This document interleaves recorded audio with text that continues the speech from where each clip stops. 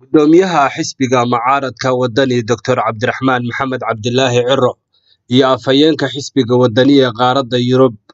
Qaasim Aadan Saleebaan ayaa baaq u diray beelaha isku leynaya gobolka Sool hadalladoodina waxaa ka mid ahaa sida tan Bismillahir Rahmanir Rahiim sallallahu ala sayyidina Muhammad wa ala alihi wa sahbihi ajma'in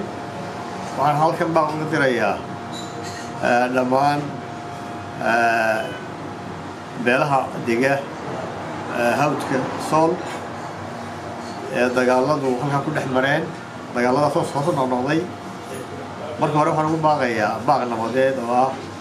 in colaadda la joojiyo in dagaalka la joojiyo waxaan ku baaqayaa in dhammaan dadka deegaanka culimada garadka iyo dhammaan madaxda dhaqanka ay qayb ka qaataan nabadeynta hawshaas waxaan ka xumahay iyadoo nabadda la xidhay inay dhawaan haddana in dagaalmo kale dhaco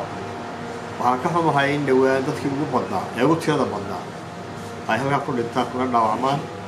waxaan soo jeedinayaa labada ardaa ee walaalaha ah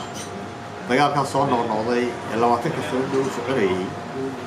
in la joojiyo oo hawshaasi ay dhammaato waxaan soo jeedinayaa dhammaan shacbiga Soomaaliland inay ka qayb qaataan hawshaas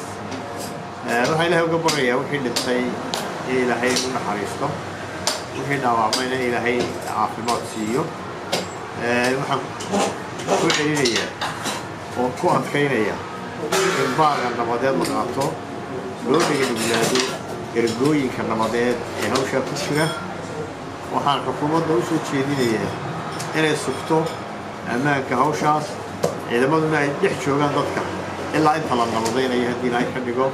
wixii naga dhintay soo noqon maayaan cid kale ayay naga dhimanin sidaasaan ugu baaqayaa labada beelood ee walaalaha ah dhammaan dadka intiisa kalena waxaan ugu baaqayaa in laga qawl qaato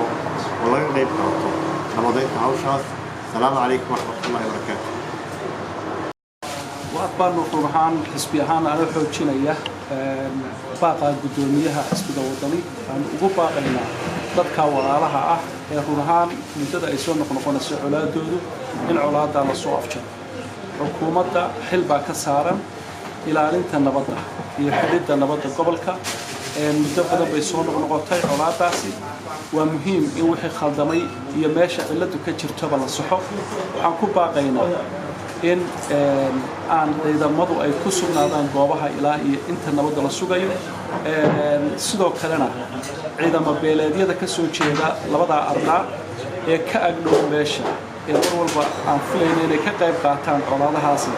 in laga wareejiyo meeshaas oo loo raro deegaamada kale ee Soomaaliland si colaadaas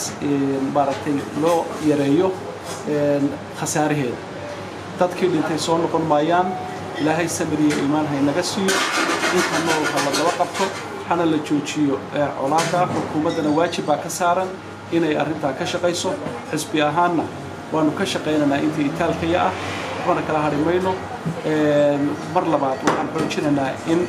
arintaas dadka deegaanka oo dhan ee gobolku ay u kacaan culimadu u kacdo dadka shacabka ay u kacaan aan loo kala harin dhimashadii ugu badnayd baa ina soo martay ma jirto meel ay maalin quri intaasi ku dhimatay wiil shalay noolaa dhintay hal laga hortago in wiil maanta nool uu bari dhinto waana u tacsiyadeynaa intii dhimatay wassalaamu calaykum waraxmatullaahi wabarakaatuh Adnaan Cabdi Saxardiid Saab TV London